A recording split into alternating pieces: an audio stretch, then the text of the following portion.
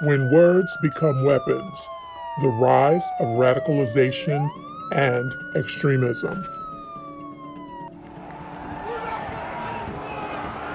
They broke through, it's on! Nearly half of the veterans charged in the Capitol siege were former Marines, despite their having served in the country's smallest military branch.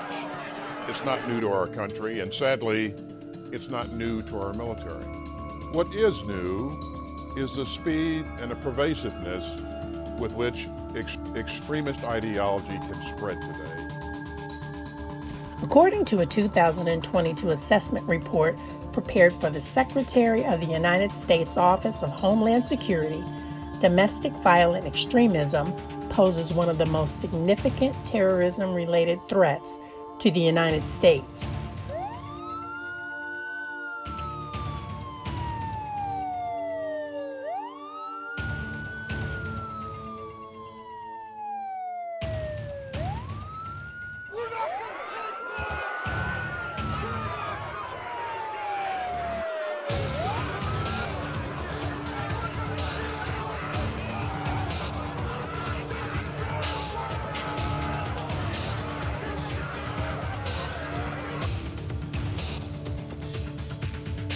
It is entirely possible that these two attackers were radicalized to commit this act of terror. If so, it would underscore a threat we've been focused on for years: the danger of people succumbing to violent extremist ideologies. We know that ISIL and other terrorist groups are actively encouraging people around the world and in our country to commit terrible acts of violence, oftentimes as lone wolf actors. And even as we work to prevent attacks, all of us, government, law enforcement, communities, faith leaders, need to work together to prevent reasons cited for the increased threat levels included false narratives pertaining to election fraud, the COVID-19 pandemic, and conspiracy theories promoting violence.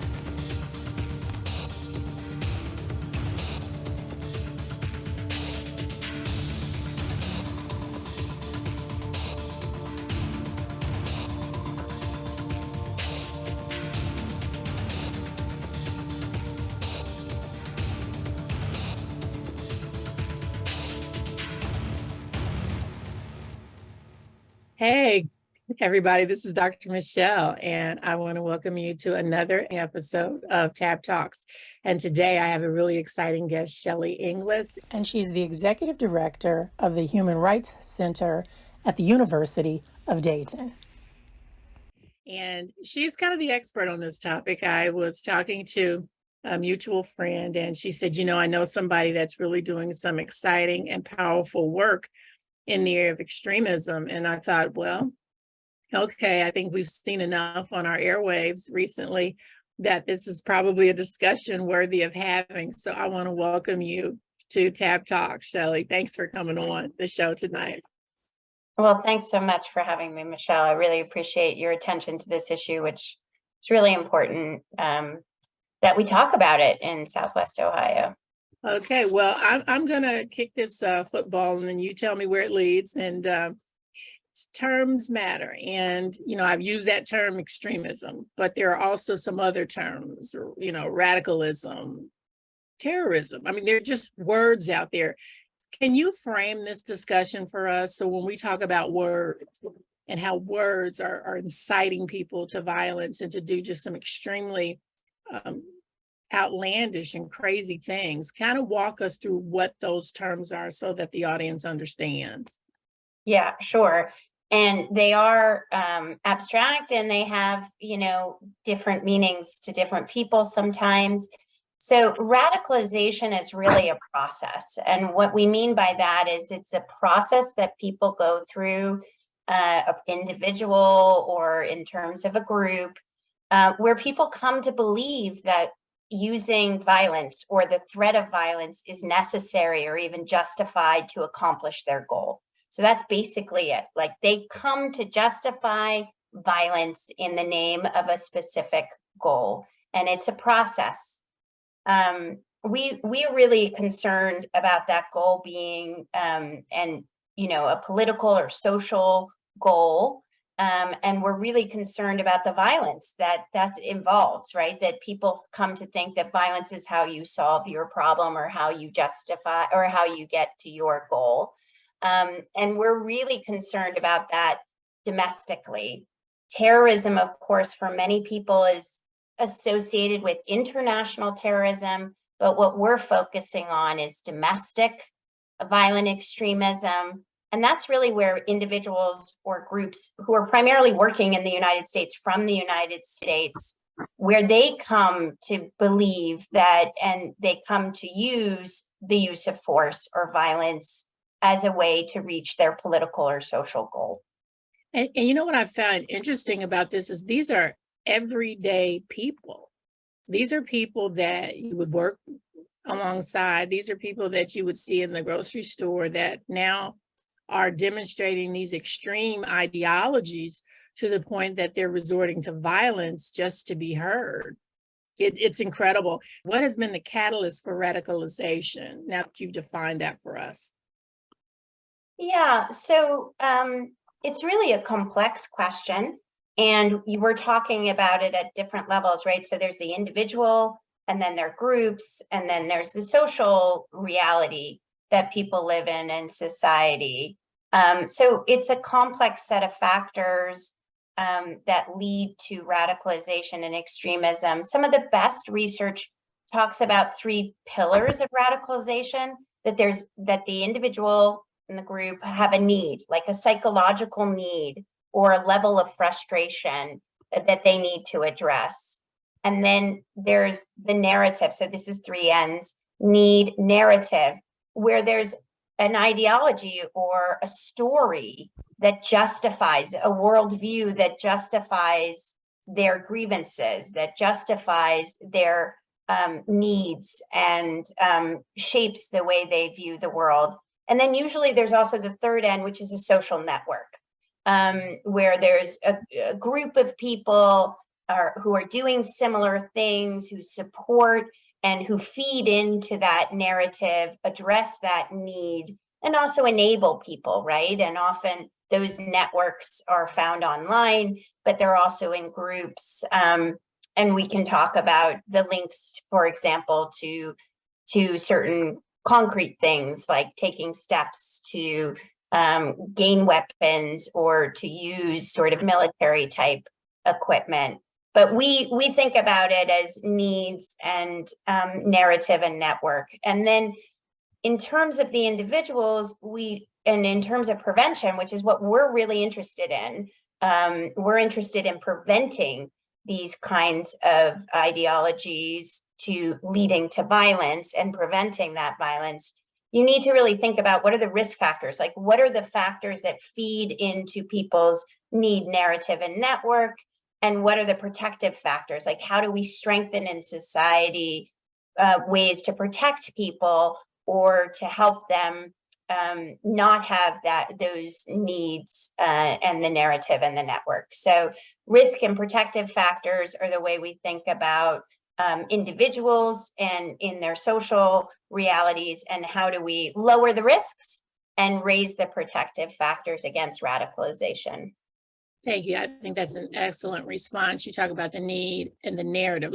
I want to focus on the narrative, because I'm sure there are people that will say, that's my freedom of speech, to be able to believe and espouse these beliefs the way that I feel comfortable doing that. How does this extremism narrative align with freedom of speech, or does it align at all? Yeah, it's a great question, and it's an important one, and an important one that people think about and understand for a number of reasons. So in the United States, extremist views and ideologies are not prohibited per se, right? And that's part of the freedom of speech and freedom of thought.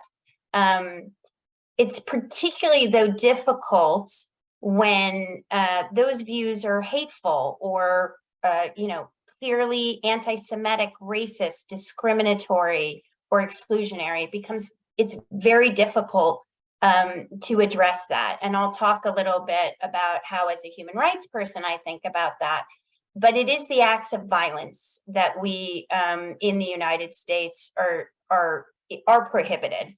And our Constitution does have broad protections from freedom of speech, freedom of the media, freedom of association, and freedom to protest.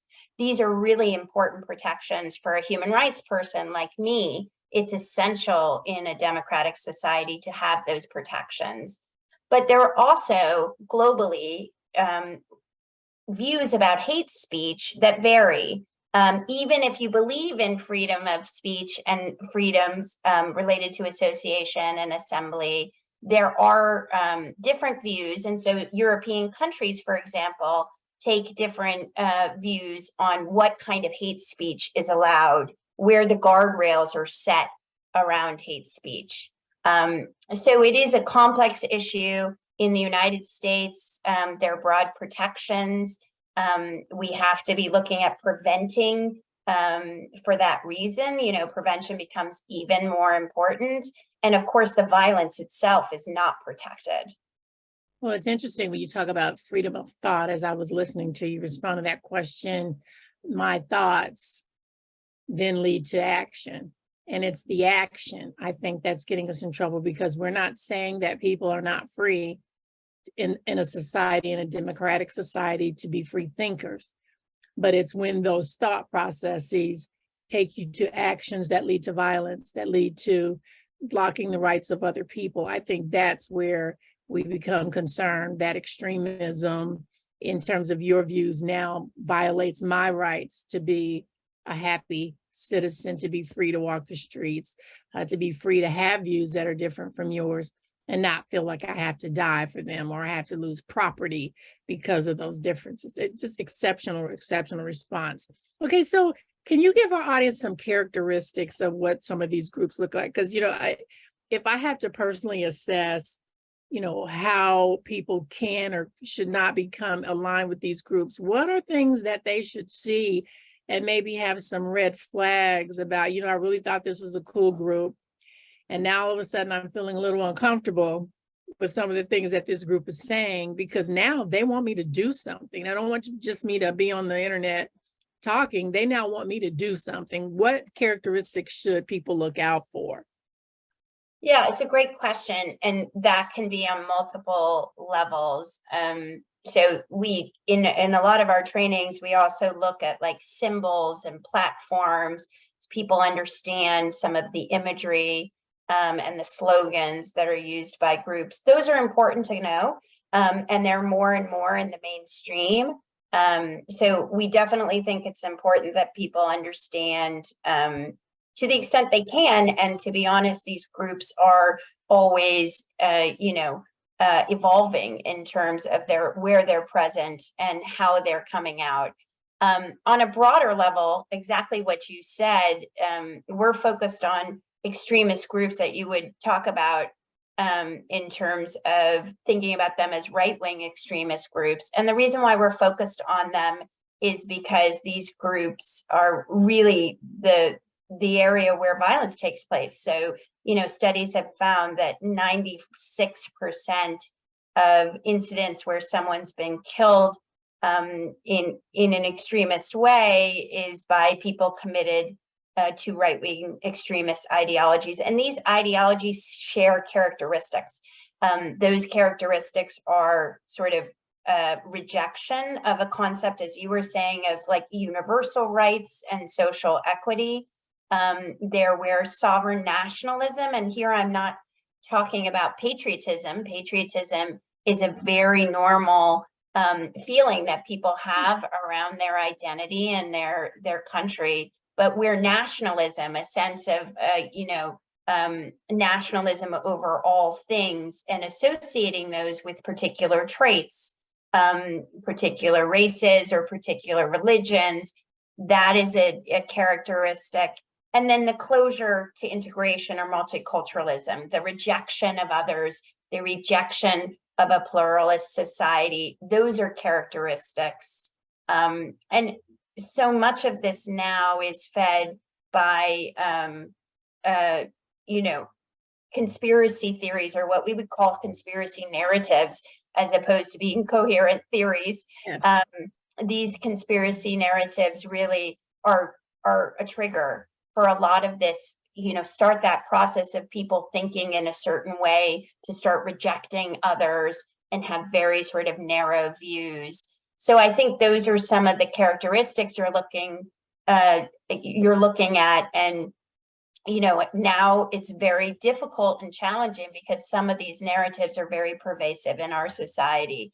They're very commonplace, and they can be associated with, certain forms of political views or parties. And I think the other thing to keep in mind is that these groups, are very savvy. So they will use terminology now, which it sort of upends the purpose of that terminology. So take like a concept like genocide, which is a concept of mass extermination of a people because of their race or ethnicity or religion. And so extremist groups use this concept of white genocide, for example, upending the whole, or you can take like the Proud Boys. They, for example, call themselves white chauvinists, but reject ideas that they are actually racist, anti-Black, or anti-Muslim racist. So there's a lot of use of terminology to confuse people and to sort of upend people's understanding. And that's why it's complex and hard for people sometimes to follow, how do I really identify some of these views? They can be masked in sort of pro-male concepts or pro-masculinity, or like if you take the group of incels, who are an extremist group that focus in on hatred of women. And so some of these ideas of new masculinity can mask and is pervasive throughout a lot of these groups as well. So it's hard and by new, I mean sort of what we would call in other ways toxic masculinity. It's hard for people to figure out, is this group really about a positive thing, or is some of those messaging masking a really hate-based and exclusionary and discriminatory ideology?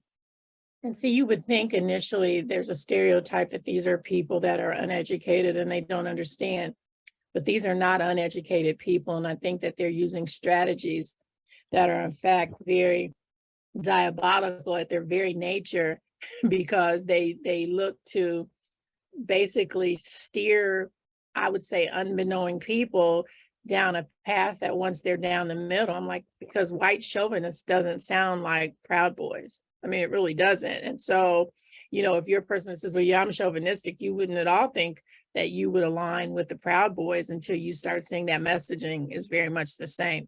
You hit on something, Shelley, and it was very interesting, the use of social media and how social media has been it's been taunted as a wonderful thing. And I think it is. I can't imagine society without it. I came up at a time where we didn't have social media. Now we do. But there's a dark side of that social media, because it allows me to reach out and touch people that I would have never been able to touch before. How has that facilitated extremism? Yeah, it's a great question. And I think it really is. It's one of the reasons why, this is a really pervasive issue.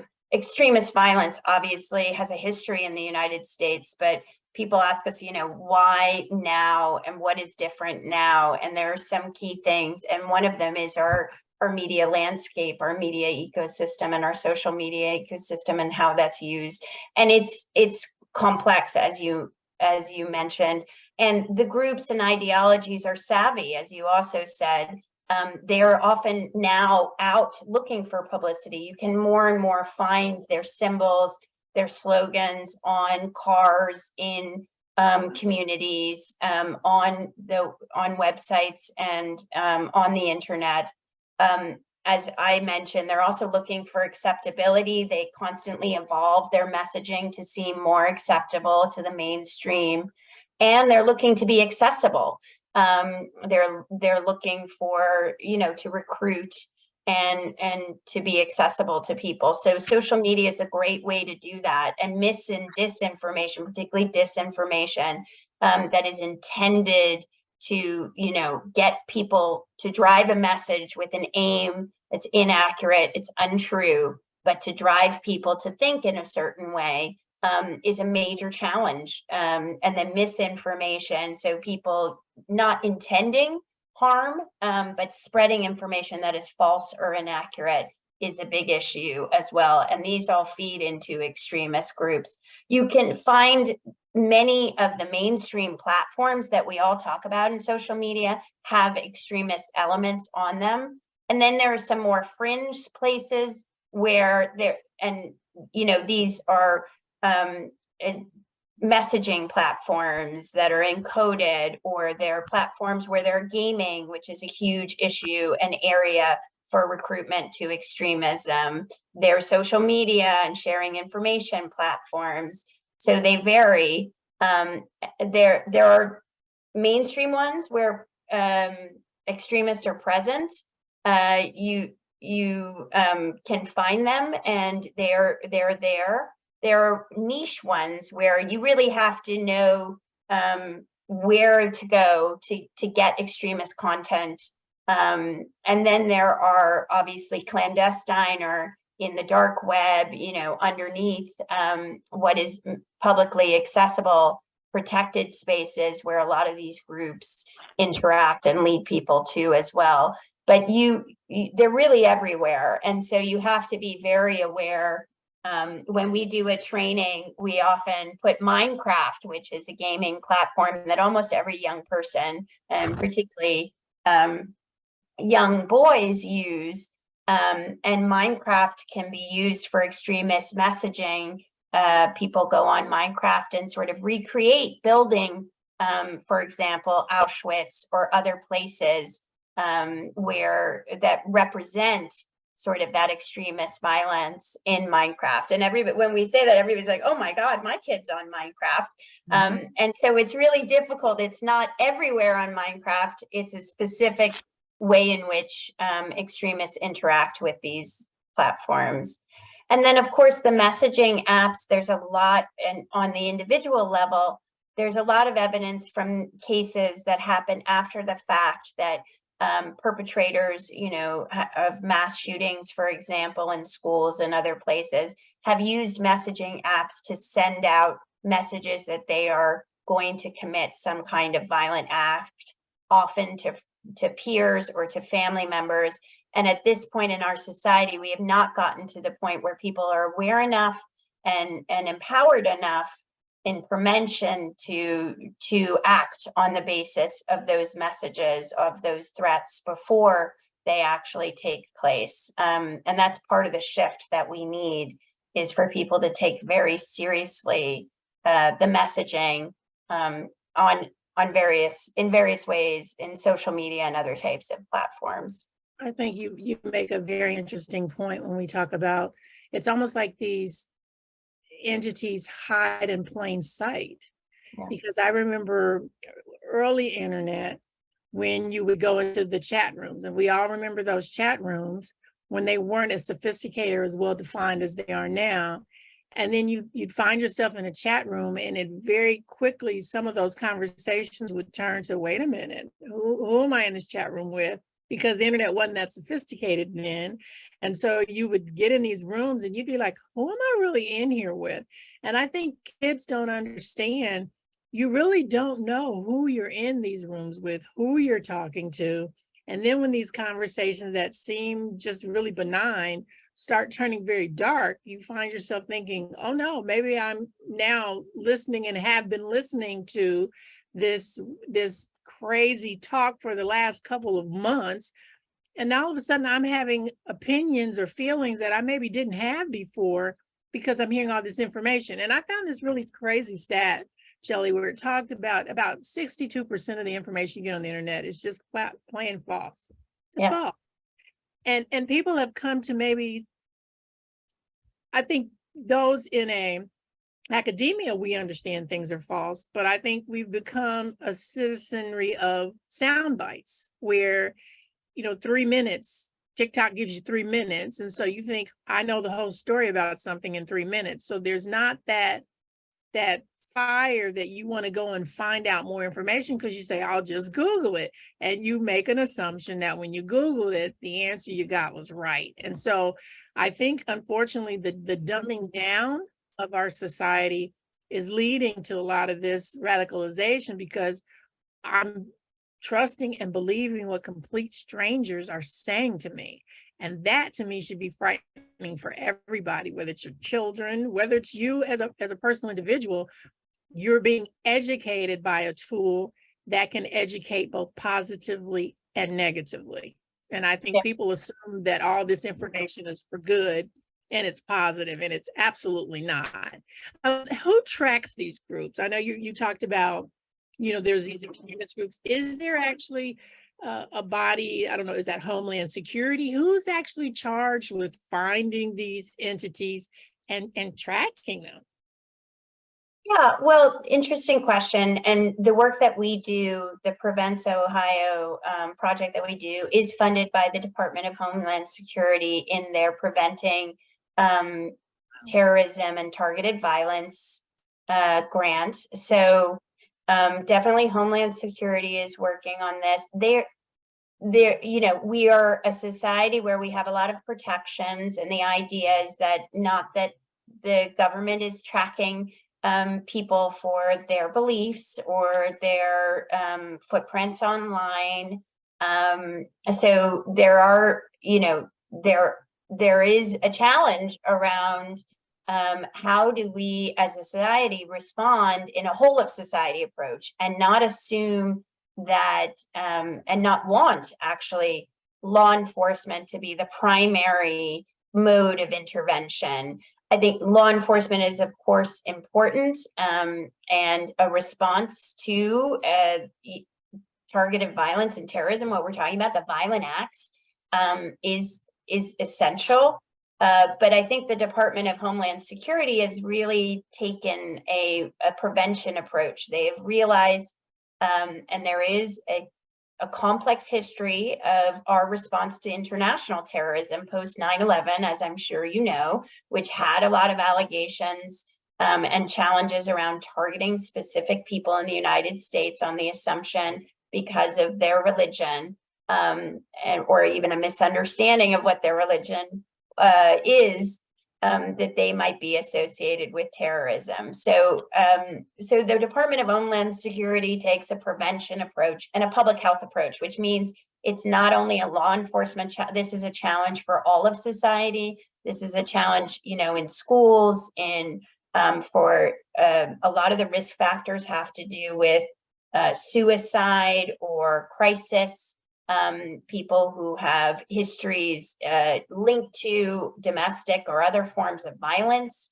There are lots of issues around, links to social isolation, to grievance and bullying. So it's really needs a whole of society approach, and everybody should feel that they can contribute to preventing this problem, and not that this is only an issue for law enforcement, which is really where we don't want to be. We don't want to be in the world where law enforcement has to interdict, because that's when violence is taking place. We want to be, as a society, in a place where we are spreading good information, where we're providing people with the kind of mental health or other services they need to feel included, where we have mechanisms in place that basically help people not to go down this road of radicalization and build up protection against it.